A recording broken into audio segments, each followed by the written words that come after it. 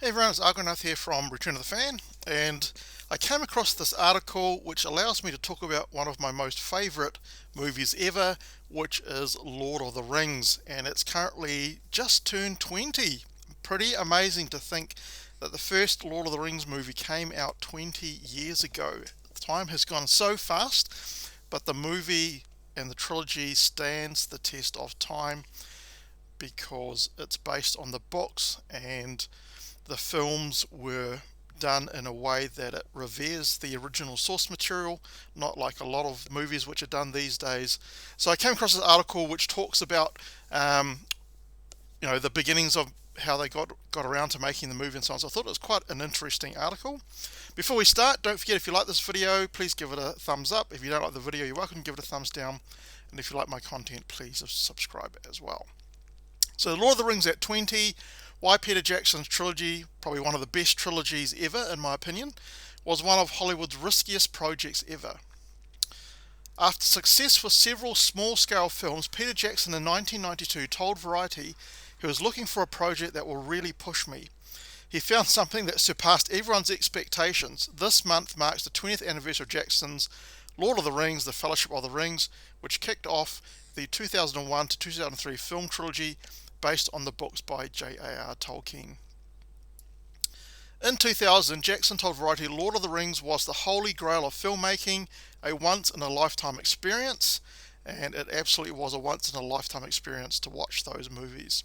In retrospect, handing this massive project to Jackson seemed like a no-brainer, great material for a great filmmaker, but in fact there were so many unknown factors that it was immediately recognized as one of the film history's greatest gambles. Because remember, at that time, Jackson was not the well-known director that he is these days. I read Lord of the Rings as a 17-year-old, Jackson told Variety. I wasn't one of those avid fans who read it every year.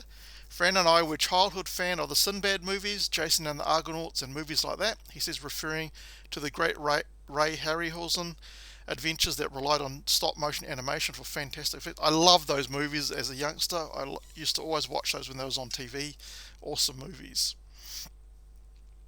Our first idea was to do The Hobbit as a single film, then if that worked, do two Lord of the Rings movies. I'm glad we did it this way. Tolkien's works are in two different styles. Hobbit was written as a children's book, and Lord of the Rings obviously wasn't. So it's pretty good that they did go with Lord of the Rings first, because it was just amazing. Jackson and his partner Fran Walsh had been thinking about a film adaptation for years, but it seemed like a remote dream. Various Hollywood companies had held the rights since 1960s, after the three Lord of the Rings volumes were published between July 1954 and October 1955. Around 1995, the time of The Frighteners, Fran and I began writing an original story, Jackson recalled. We kept referring to Tolkien's books, which were such a benchmark, as we attempted to write an original. So we finally thought, why don't we inquire about the rights to these books? I assumed that would be tied up and impossible. We called up Harvey, the disgraced Harvey Weinstein, head of US-based Miramax. Since we had a first look deal with him, we said we don't know who has the rights, and it turned out the rights were held by Saul Zaentz, whom Harvey had just bailed out on The English Patient. Fate stared us there. English Patient was in danger of shutting down as funding collapsed. Weinstein and Miramax gave the film the needed cash. Jackson, Walsh and Miramax worked out a deal for the Tolkien books. Lord of the Rings was developed as two films, but Weinstein later changed his mind and wanted to combine three books into one film. That would just not have worked at all. How could we cram everything of the Lord of the Rings trilogy into one film? That just couldn't work. Luckily, it never worked out that way. Jackson and Walsh resisted and were given 3 weeks to find a new film company. That's pretty amazing that Jackson, a relatively unknown director at that point, nothing too huge under his belt, had the resolve to stand his ground against Harvey Weinstein and his company. So that's pretty amazing, pretty good courage there shown by Peter Jackson to stand up for what he believed in.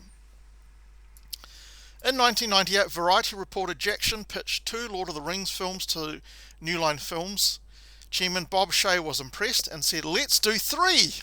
Shaye also greenlit the idea of filming the 3 simultaneously. So thank you so much, Bob Shaye, Chairman of New Line Films. You were a visionary at that time, and you must have seen something to be able to do that, and we got the most amazing trilogy of all time out of that. So thank you so much, Bob Shaye. Jackson's first films had been Bad Taste, Meet the Feebles, and Brain Dead, low-budget movies that he called splattoons, while Variety described them as a mix of gore and guffaw. He gained international attention for 1994's Heavenly Creatures, but it was still considered an art house film. So yes, Heavenly Creatures was quite well received, but it wasn't a box office success or anything, and it didn't really catapult him into the stratosphere that he now enjoys because of Lord of the Rings. When Mark Ordesky was a junior exec at New Line, he struck up a rapport with the innovative but bizarre Kiwi Helmer, Variety reported. When Jackson was in LA, he sometimes slept on Ordesky's couch. By the time the trio of films was greenlit, Ordesky had become head of Fine Line, the specialty division of New Line Cinema, and he was given added duties, as Variety reported in 1998. Fittingly, Ordesky was instrumental in bringing Jackson to New Line for Rings, adding he would oversee the production. New Line was always a maverick company. Shaye started out by distributing films like The Outrageous Pink Flamingos and The Campy Reefer Madness. The company struck gold with Nightmare on Elm Street and Teenage Mutant Ninja Turtles. Really? Were those films actually that... I guess Nightmare on Elm Street was pretty popular, but I don't know about Teenage Mutant Ninja Turtles. So Shaye was comfortable with taking chances, but Lord of the Rings was conceived on a much bigger scale than ever before. I mean, Lord of the Rings really was a huge risk at the time, right? Putting in so much money to make 3 films back to back, shooting them all at the same time, which I think was the best decision ever, because it meant that the actors didn't age at the time, and we get a nice flow of characters from one film to the next. There were 3 crucial steps for the trilogy: gathering funding, then the massive production in the hands of a filmmaker who was best known for small-scale films, and the third, marketing it to the public, many of whom had never even heard of Tolkien. So I had kind of heard a little bit about J.R. Tolkien and Lord of the Rings, but I'd never read the books, but the movies just absolutely blew me away. They were so awesome. Now I can't say to how much the movies are exactly the same as what's in the books, but from what all I've read and so on, it seems that they were very well revered to the books. They held the books in great reverence, and they were as faithful as they could be for the film. They had to cut some things out, obviously, to make it fit in with the timeline, but that's just the way it goes, I guess. They and the team behind Jackson Walsh's Wingnut Films were also backed by Hollywood's powerful and intelligent attorney Ken Kamins. The new liners also included Michael Lynn, a co-chairman and CEO, Rolf Mitweg and Camilla Galano, who oversaw the international, and Gordon Patterson with his Stradella Road company, who was key in the film's groundbreaking online campaign. Step 1, funding. Major studios typically have their own worldwide distribution arrangements, but the smaller New Line regularly dealt with a fellowship of distributors in other countries. Haha, good play on words there, fellowship. In the late 1999, Variety reported Mitweg faced the task of persuading 25 distributors that in order to have a blockbuster, they would have to pony up some $160 million in advance. Mitweg also had to get agreements for a worldwide day and date release, which was trickier than it is today. So it was a bit trickier back then, because generally releases were at uneven times across the world. Mitweg told Variety's Don Groves that every buyer had to commit to all 3 films. Mitweg calculates that the international pre-sales will cover about 2/3 of the production budget, a remarkable feat given the sums involved. So that's pretty amazing that they managed to get all these distributors to commit to all 3 films at one time, when it was a huge risk for these particular companies. New Line was risking a lot, but those distributors were flirting with bankruptcy or closure if the films didn't perform. As Variety reported in October 16, 2000, the clincher for most distributors who came aboard was a visit to the Wellington set orchestrated by New Line.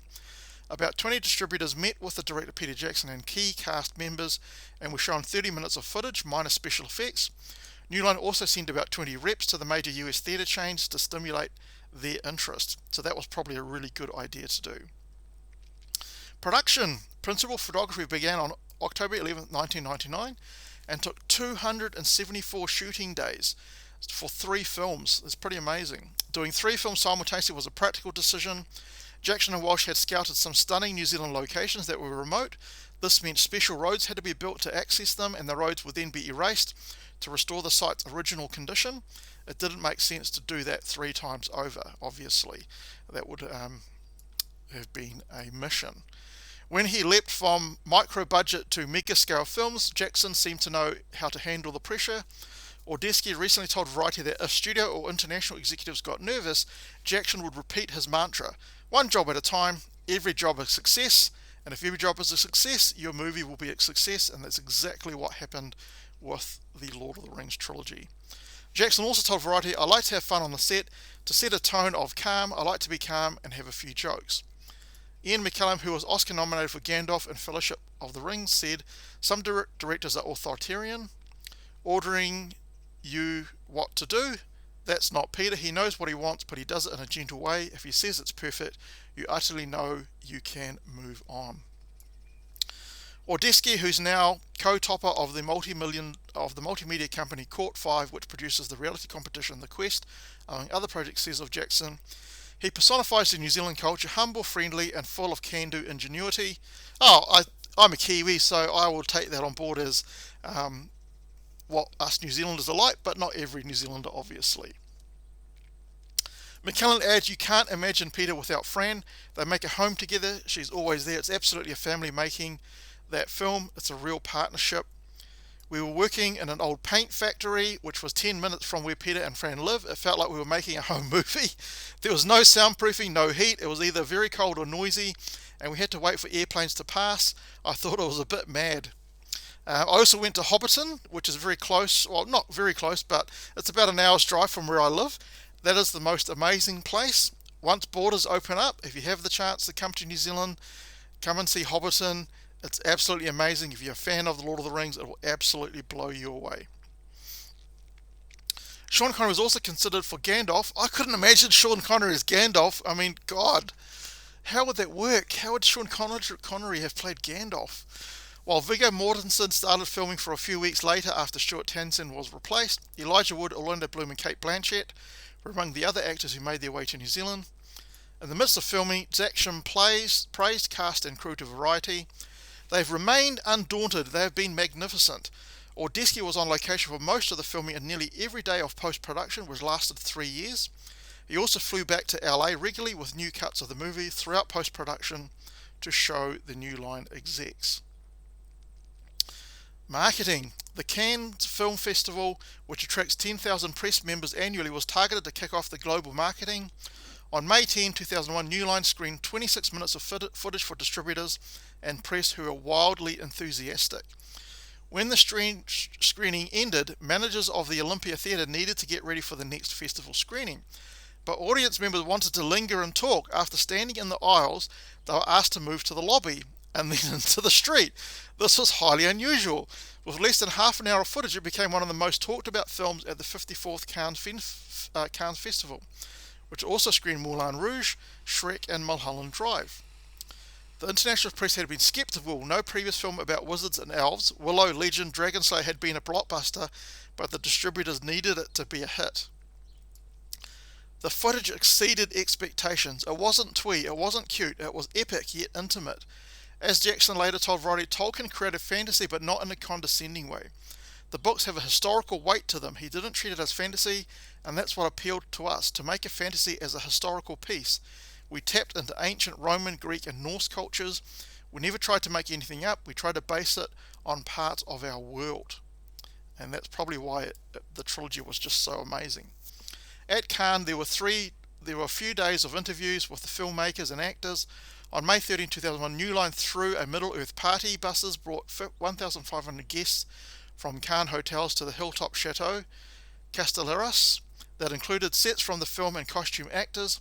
The lavish party at an estimated cost of $2.5 million cemented the impression this project was big and it was a winner. In retrospect, the Cannes strategy seemed like an easy decision, but it was risky. First impressions are important, and fest goers are often exhausted barraged with promotions of new films. Despite the triumph, the marketing team had new challenges. Though Tolkien's books had been sold to an estimated 150 million copies and been translated into at least 38 languages, New Line had to reach beyond the true believers of his works. They needed to bring in normal people like me.